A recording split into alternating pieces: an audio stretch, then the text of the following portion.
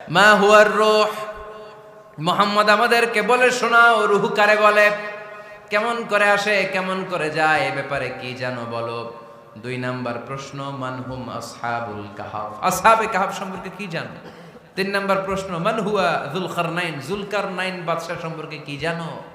আল্লাহর হাবিব সাল্লাল্লাহু আলাইহি ওয়াসাল্লাম বললেন গাদান উজিবুকুম, আগামীকাল বলে দেব। কি বললেন? সবাই বলেন উত্তরে কি বললেন? আগামীকাল বলে দেব।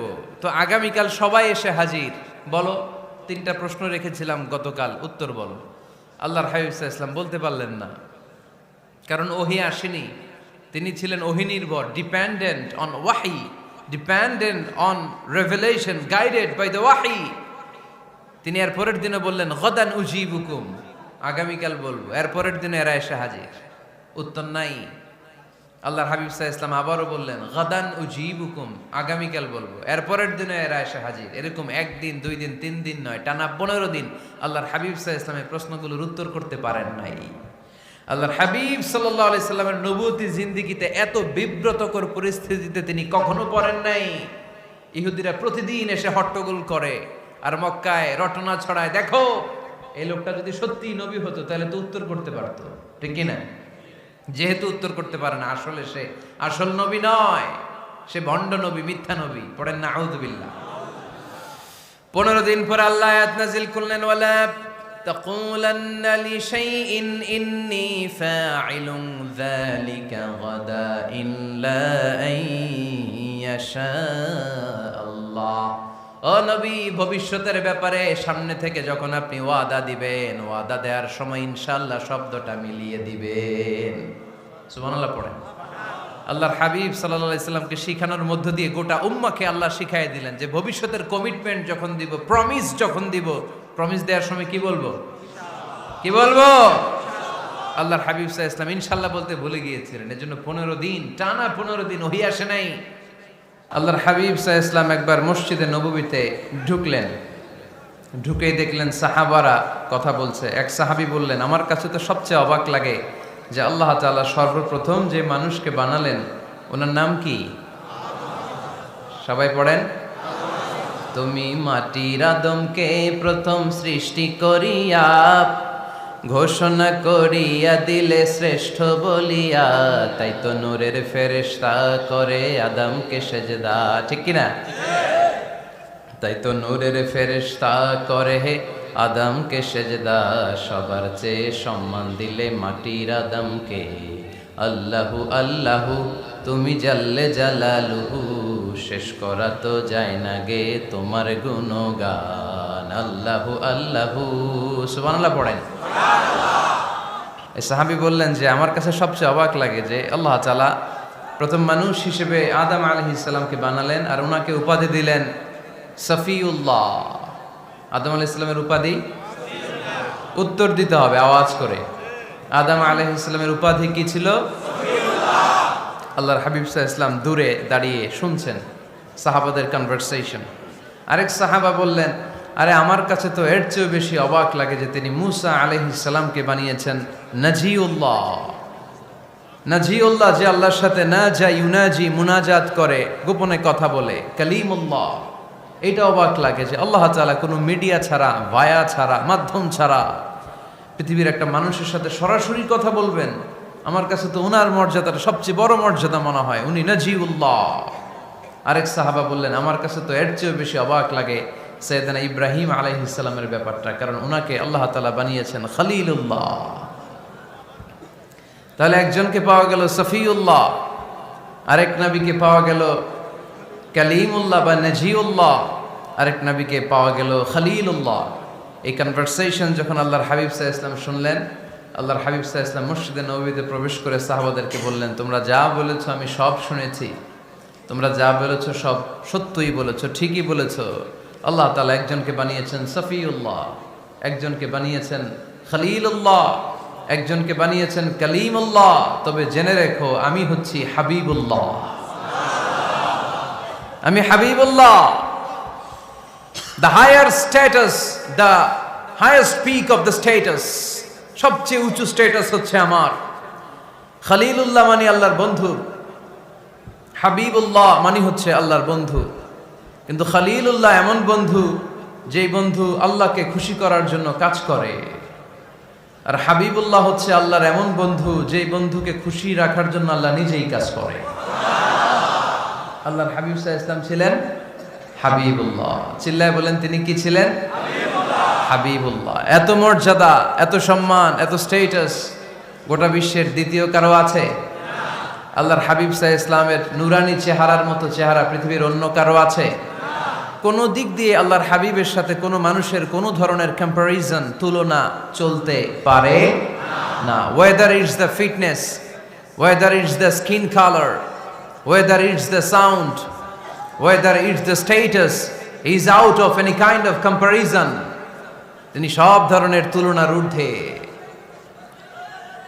As a father, as a teacher, as a commander, as a lawgiver, as a lawmaker, as a reformer of the society, Muhammad is the superman of the world. সুবহানাল্লাহ পড়তে পারলেন না? স্বামী হিসেবে, বাবা হিসেবে, নেতা হিসেবে, সমাজ সংস্কারক হিসেবে, নবী হিসেবে আল্লাহ রাসূল সাল্লাল্লাহু আলাইহি ওয়াসাল্লাম হচ্ছেন এই পৃথিবীর একজন সুপারম্যান। আল্লাহু আকবার। যার উপর একবার দুরূদ পড়লে 10টি রহমত নাজিল করে কে? 10টি গুনাহ মাফ করে কে? যিনি দুরূদ পড়ল তার স্ট্যাটাসকে 10 গুণ বাড়িয়ে দেয় কে? ওই হাবিব সাল্লাল্লাহু আলাইহি ওয়াসাল্লামের উম্মত হতে পেরে আমরা খুশি না বেজা? আমরা আল্লাহর রাসূল সাল্লাল্লাহু আলাইহি ওয়াসাল্লামকে আজকে জানার চেষ্টা করব কোরআনের আলোকে। ইনশাআল্লাহ পড়েন। আল্লাহর হাবিব সাল্লাল্লাহু আলাইহি ওয়াসাল্লাম এতটাই মর্যাদার অধিকারী, ওনার স্ট্যাটাস এত হাই, উনি যদি ওনার মুখ দিয়ে কখনো বলেছেন ইয়েস, ওইটা শরীয়তেও ইয়েস। উনি যদি মুখ ফসকে কখনো বলেছেন নো, মানে না, এটা শরীয়তেও না। তার মানে উনি হ্যাঁ বললে এটা হালাল হয়ে যায়, উনি না বললে এটা হারাম হয়ে যায়। উনি আঙ্গুল তুললে চাঁদ ভেঙে 2 ভাগ হয়ে যায়। উনি জমিন থেকে পা উপরে উঠালে আল্লাহর আরশের দিকে মেরাজে চলে যায়। উনি এমন নবী, উনারে বাদ দিলে ইসলাম থাকে না, থাকে? উনি এমন রাসূল, উনারে বাদ দিলে কোরআন বোঝা যায় না, কারণ কোরআন ওনার উপর নাজিল করেছে কে? আল্লাহ। উনি এমন হাবিব যাকে বাদ দিলে হাদিস বোঝা যায় না, কারণ এই হাদিস হচ্ছে এই প্রিয় নবীর মুখনিসৃত বাণী, ঠিক কি না?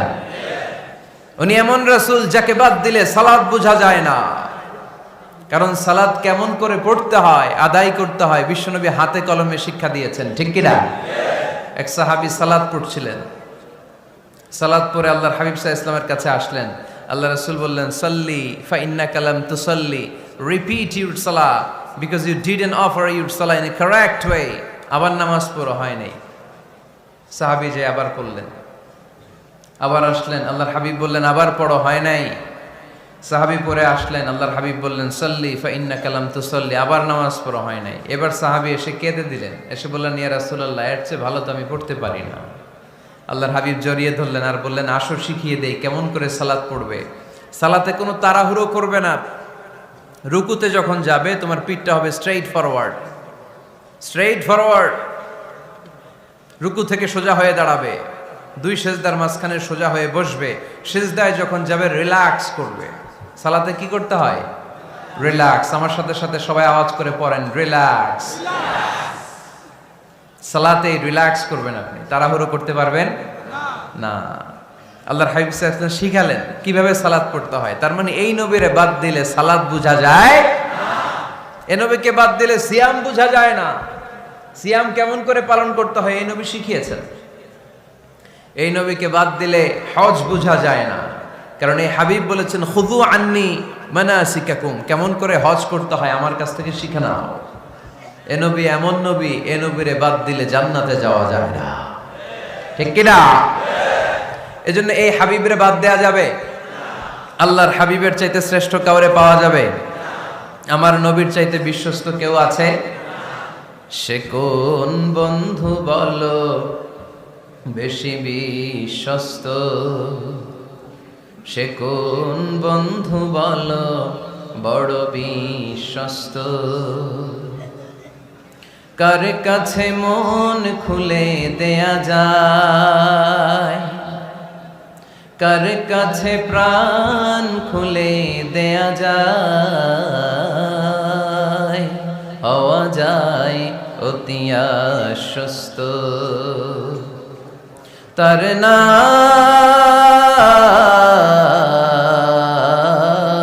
আহমদ বড় বিশ্বস্ত। সুবহানাল্লাহ। ওনার চাইতে বিশ্বস্ত গোটা দুনিয়ায় দ্বিতীয় কাউকে খুঁজে পাওয়া যাবে। এজন্য উনি যা নিয়ে এসেছেন ওইটাই আমাদেরকে ধরতে হবে, because he is our model. তিনি আমাদের সেলিব্রিটি, তিনি আমাদের মডেল। তিনি যেমন যেমন করেছেন তেমন তেমন করলে লাভ না লস? আওয়াজ করে বলতে হবে, লাভ না লস? এজন্য আল্লাহর হাবিব সাল্লাল্লাহু আলাইহি ওয়াসাল্লামের আদর্শই আমাদের আদর্শ, ঠিক কি না? ওমা আতাকুমুর রাসূলু ফাখুযুহু ওমা নাহাকুম আনহু ফান্তাহু। Whatever he brings with, take it. Whatever he forbids, abstain from it. তিনি যা নিয়ে এসেছেন ধরো, তিনি যা নিষেধ করেছেন ছাড়ো। পারা যাবে?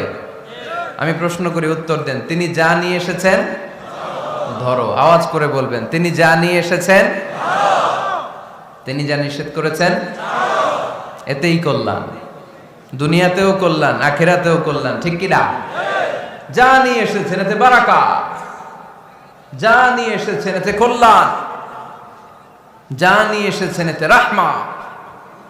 যেটাই নিষেধ করেছেন ওটার মধ্যে গজব, ঠিক কি না?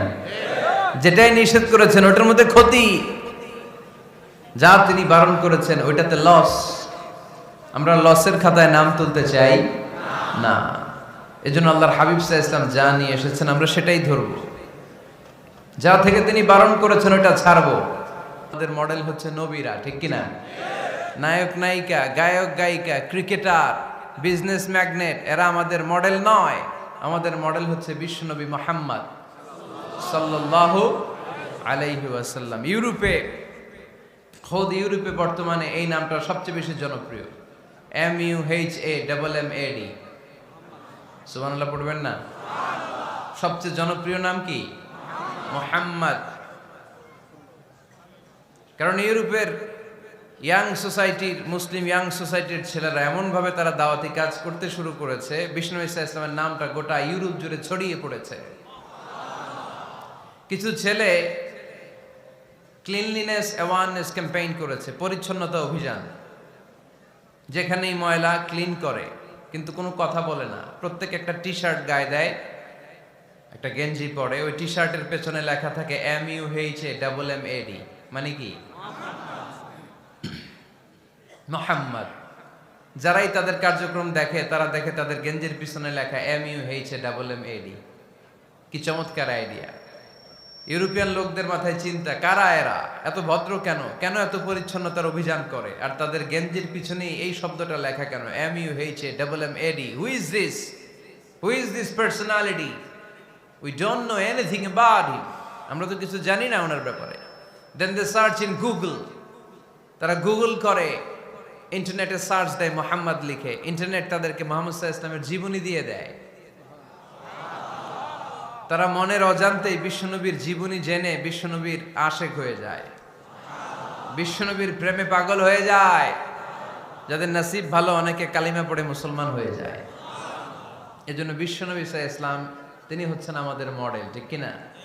তিনি যা এনেছেন সেটা আমরা ধরবো, তিনি যা নিষেধ করেছেন সেটা আমরা ছাড়বো। আমরা যদি আল্লাহর ভালোবাসা পেতে চাই, বিশ্বনবী সাল্লাল্লাহু আলাইহি ওয়াসাল্লামের আনুগত্যের দরকার আছে না নাই?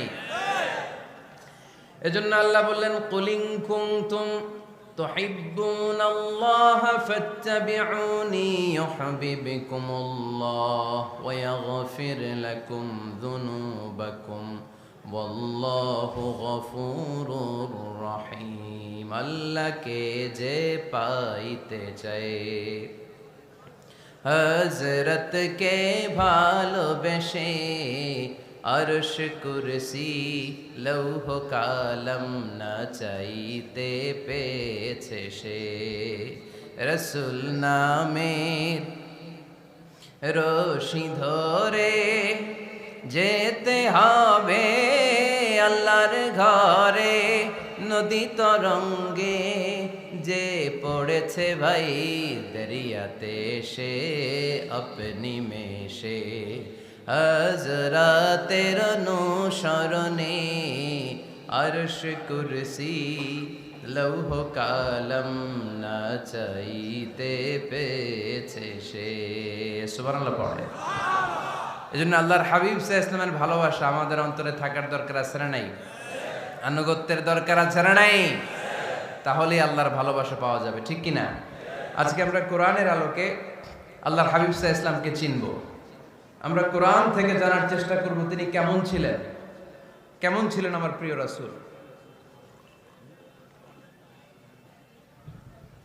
কোরআনুল কারীম থেকে যদি আমরা বিশ্ব ইসলামের পরিচয় জানতে চাই, কোরআন সর্বপ্রথম আল্লাহর হাবিবের যে পরিচয়টা আমাদেরকে দিবে, কোরআন বলবে তিনি হচ্ছেন রাসূলুল্লাহ।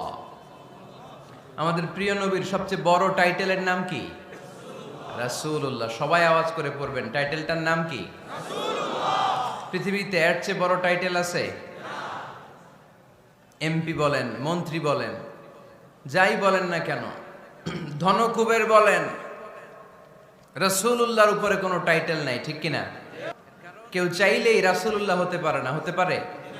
আমরা সবাই মিলে যদি একজনের ভোট দেই, উনি তো রাসূল হয়ে যাবে, তাই না? হবে না? ভোট দিয়ে রাসূল বানানো যায় না? আমাদের মানব জাতির সাথে যদি জিন জাতি একাত্মতা পোষণ করে, মানব জাতি আর জিন জাতিও যদি ভোট দেয়, তাহলে তো রাসূল হবে। ফেরেশতারা যদি বলে আমরাও আছি সাথে, তাইলেও রাসূল বানানো যাবে না। তার মানে রাসূল ইলেকশনে হয় না, রাসূল হয় সিলেকশনে। আর সিলেক্ট করেন কে? আল্লাহ। আল্লাহু ইয়ালামু হাইসু ইয়াজআলু রিসালাতাহ। আল্লাহই ভালো জানেন তিনি কাকে রাসূল বানাবেন। এজন্য চাইলেই রাসূল হওয়া যায় না, ভোট দিয়ে রাসূল বানানো যায় না। রাসূল সিলেক্ট করেন একজন, চিল্লায় বলেন তিনি কে? আল্লাহ। এজন্য কালামুল্লাহ মাজিদে বিশ্বনবীর সর্বপ্রথম যে পরিচয়টা পাওয়া যায়, কোরআন আমাদের সামনে আমাদের নবীর পরিচয় করিয়ে দিচ্ছেন, মুহাম্মাদুর রাসূলুল্লাহ। والذين معه أشداء على الكفار رحماء بينهم। কোরআন সর্বপ্রথম বিশ্বনবীর পরিচয় আমাদের সামনে তুলে ধরলেন আর বলল, কোরআন আমাদেরকে জানিয়ে দিল আমাদের প্রিয় নবীর প্রথম টাইটেল হলো তিনি হলেন রাসূলুল্লাহ সাল্লাল্লাহু আলাইহি ওয়াসাল্লাম। তাহলে আল্লাহর হাবিব সাল্লাল্লাহু আলাইহি ওয়াসাল্লামের প্রথম পরিচয় রাসূলুল্লাহ। আওয়াজ করে বলেন তো প্রথম পরিচয় কি?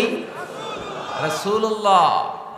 তিনি আল্লাহর বার্তাবাহক, আল্লাহ তাআলার পক্ষ থেকে বাণীবাহকের কাজ তিনি করেন। কিন্তু আমার নবী এতটাই বিনয়ী ছিলেন, এতটাই হাম্বল ছিলেন, আউট অফ হাম্বলনেস তিনি নিজেকে রাসূল বলে পরিচয় করে দেওয়ার আগে তিনি নিজেকে আল্লাহর দাস বা গোলাম বলে পরিচয় দিতেন। পড়েন সুবহানাল্লাহ। বিনয়ের কারণে তিনি বলতেন, ইন্নী আব্দুল্লাহি ওয়া রাসূলুহু, নিশ্চয় আমি আল্লাহর দাস, নিশ্চয় আমি আল্লাহর গোলাম, তারপর আমি আল্লাহর রাসূল। আল্লাহর হাবিব যখন আল্লাহর কাছে দোয়া করতেন, আল্লাহর হাবিব বলতেন, আল্লাহুম্মা ইন্নী আবদুক ওয়া ইবনু আবদিক ওয়া ইবনু আমাতিক নাসিয়াতি বিয়াদিক। আল্লাহর হাবিব বলছেন, আল্লাহ আমি আপনার গোলাম, শুধু আমি আপনার গোলাম নই, আমি গোলামের ঘরের গোলাম। আল্লাহু আকবার। আমার বাবা আব্দুল্লাহ আপনার গোলাম, আমার দাদা আব্দুল মুত্তালিব আপনার গোলাম, আমার দাদার বাবা তিনিও আপনার গোলাম, আমার মা হলো আপনার বান্দি। সুবহানাল্লাহ পড়েন। তাহলে তিনি রাসূল হওয়ার পরেও তিনি নিজেকে গোলাম বলে পরিচয় দিতেন, দাস বলে পরিচয় দিতেন। আমরাও যখন সালাতে তাশাহুদে পড়ি, আশহাদু আল্লা ইলাহা ইল্লাল্লাহ ওয়া আশহাদু আন্না মুহাম্মাদান আবদুহু ওয়া রাসূলুহু, তিনি আল্লাহর আবদ, তিনি আল্লাহর দাস, তারপরে তিনি আল্লাহর রাসূল। বিনয়ের কারণে আল্লাহর হাবিব সাল্লাল্লাহু আলাইহি ওয়াসাল্লাম পরে রাসূল হিসেবে পরিচয়টা পেশ করতেন। আগে বলতেন আমি আল্লাহর গোলাম, আমি আল্লাহর। তিনি দোয়া করতেন, আল্লাহ আমি আপনার গোলাম, গোলামের ঘরের গোলাম, বান্দির ঘরের গোলাম। আল্লাহ আমার মাথার চুলের ঝুঁটি আপনার হাতের মুঠোয়, আপনি যেদিকে টান দিবেন আমি ওদিকে যেতে বাধ্য। আপনি ডানে টানলে আমি ডানে যাই, আপনি বায়ে টানলে আমি বায়ে যাই, যেখানে নেবেন আমি ওখানেই যেতে বাধ্য, ঠিক কি না? আউট অফ হাম্বলনেস, বিনয়ের কারণে। কি বিনয়ী ছিলেন বিষ্ণু ঈসা আলাইহিস সালাম। তিনি আল্লাহর রাসূল, তারপরেও তিনি পরিচয় দিতেন, আল্লাহ আমি আপনার গোলাম। আওয়াজ করে পড়েন সুবহানাল্লাহ। তাহলে প্রথম যে পরিচয় কোরআন আমাদেরকে দিল সেটা হচ্ছে আমাদের প্রিয় নবী ছিলেন রাসূলুল্লাহ। আওয়াজ করে বলেন পরিচয়টা কি? এর চেয়ে বড় পরিচয় হতে পারে? হতে পারে? দ্বিতীয় পর্যায়ে কোরআন আমাদেরকে জানাচ্ছে যে তিনি শুধু রাসূলুল্লাহই নয়, তিনি শুধু আল্লাহর রাসূলই নন, তিনি হচ্ছেন শেষ রাসূল, তিনি হচ্ছেন শেষ নবী, তিনি খাতামুন নবিয়্যিন। ওনার পরে আর কোন নবী আসবে? চিল্লায় বলেন। এই হায়দারগঞ্জের একজন যদি ঘোষণা দেয় আমি নবী, কি করবেন? ওই একজন কয় মায়ের কারে কয়, হ্যাঁ কি করবেন আপনারা? কি করবা? মায়ের আইজো মায়ের কাইলো মায়ের, মায়ের উপরে ওষুধ নাই, ঠিক কিনা? আল্লাহর হাবিব সাল্লাল্লাহু আলাইহি ওয়াসাল্লাম তিনি ছিলেন শেষ রাসূল। সাইয়েদনা আদম আলাইহিস সালাম থেকে শুরু করে ঈসা আলাইহিস সালাম পর্যন্ত এই যে নবী আসার যে চেইন, এই ধারাবাহিকতা, বিশ্বনবীকে এই দুনিয়াতে পাঠিয়ে ওই চেইনকে আল্লাহ পরিপূর্ণ করে দিলেন। চিল্লায়ে পড়েন আল্লাহু আকবার। এজন্য কোরআন আমাদেরকে বলে মা কানা মুহাম্মাদুন আবা আহাদিম মির রিজালিকুম ওয়ালাকিন রাসূলুল্লাহি ওয়া খাতামান নাবিয়্যিন। মুহাম্মদ তোমাদের কোন ছেলেদের পিতা নয়, পুরুষের পিতা নন, তিনি হলেন আল্লাহর রাসূল, তিনি হলেন শেষ নবী, তারপরে কোন নবী হবে না, ঠিক কি না? এজন্য আল্লাহর হাবিব বলতেন লা নবিয়্যা বা'দি, আমার পরে কোনো নবী নাই, ওয়ালা রাসূলা, আমার পরে কোনো রাসূলও নাই। তবে লাউ কানা বা'দি নবিয়্যুন লাকানা উমর, তবে আমার পরে যদি নবী হওয়ার যোগ্যতা কারো মধ্যে থাকে, আমার কলিজার টুকরা সাহাবা ওমরের সেই যোগ্যতা আছে। প্রভু তুমি বলেছ রাসূল দেবে না, বলনি দেবে না ওমর, বলনি দেবে না হামজা তারি, খালিদ বিজয় সমর। প্রভু তুমি বলেছ রাসূল দেবে না, বলনি দেবে না ওমর, বলনি দেবে না হামজা তারি, খালিদ বিজয় সমর। প্রভু তুমি বলেছ রাসূল দেবে না, ঠিক কি না? আল্লাহর হাবিব বললেন আমার পরে কোনো নবী নাই, আমার পরে কোনো রাসূল নাই, তবে আমার পরে যদি নবী হওয়ার যোগ্যতা কারো থাকে, ওমরের সেই যোগ্যতা আছে। সুবহানাল্লাহ পড়েন। আল্লাহর হাবিব সাল্লাল্লাহু আলাইহি ওয়াসাল্লামের জামানায় এক লোক নবুয়তি দাবি করেছিল, ওর নাম ছিল মুসাইলামা। নাম কি ছিল? নাম শুনছেন না আপনারা? এসে নবুয়তির দাবি করে বলে ইয়া মুহাম্মদ আন-নবুওয়াতু নিসফুন লাকা ওয়া নিসফুন লি, নবুয়ত তোমার অর্ধেক আমার অর্ধেক, আমার অর্ধেকটা আমারে বুঝায় দাও। নাউজুবিল্লাহ পড়বেন না? আল্লাহর হাবিব বললেন কি নাম তোর? এই বেয়াদবটা বলল আমার নাম মুসাইলামা। আল্লাহর হাবিব বললেন আজ থেকে তুই শুধু মুসাইলামা নয়, আজ থেকে তুই মুসাইলামাতুল কাযযাব, মিথ্যাবাদী ভণ্ড মুসাইলামা, ঠিক কি না? এই বেয়াদবটা বিশ্বনবীকে কপি করত। আমার নবী যেমন যেমন করতেন ও তেমন তেমন করত। আল্লাহর হাবিব সাল্লাল্লাহু আলাইহি ওয়াসাল্লাম মদিনার নবজাতক শিশুদের মাথায় হাত বুলিয়ে দিলে বাচ্চাদের মাথার চুল বড় হয়ে যেত। এই বেয়াদবটাও কপি করে অনুকরণ করে তার এলাকায় নবজাতক বাচ্চাদের মাথায় হাত বুলিয়ে দিত, কিন্তু চুল বড় হওয়া তো দূরের কথা, যেই বাচ্চার মাথার তালুর মধ্যে এই বেয়াদবের হাত লাগছে ওই বাচ্চাগুলোর মাথা আজীবন ছিল টাক মাথা, কোনো চুলই গজায় নাই। আল্লাহর হাবিব সাল্লাল্লাহু আলাইহি ওয়াসাল্লাম লোনা পানির কুয়ার ভেতরে কুলি করে ফেলে দিলে ওই কুয়ার পানি মিঠা পানির কুয়ায় পরিণত হয়ে যেত। আর এই বেয়াদব মিঠা পানির কুয়ার মধ্যে কুলি ফেললে ওটা লোনা পানির কুয়া হয়ে যেত। আল্লাহর হাবিব সাল্লাল্লাহু আলাইহি ওয়াসাল্লাম দোয়া পড়ে গাছের মধ্যে ফু দিলে গাছের ফলনে বাম্পার ফলন হতো, আর এই বেয়াদব কোন গাছের মধ্যে ধরলে মুহূর্তের মধ্যে ওই গাছ মরে যেত। তার মানে নবীর সাথে বেয়াদবি করেছে, ঠিক কিনা?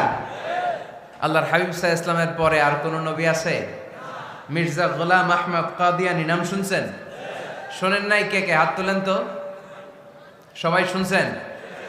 এই বেয়াদবটাও কাদিয়ান এলাকার লোক, সেও নবুয়তির দাবি করেছিল, কিন্তু তার পরিণাম ভালো হয় নাই, ঠিক কিনা?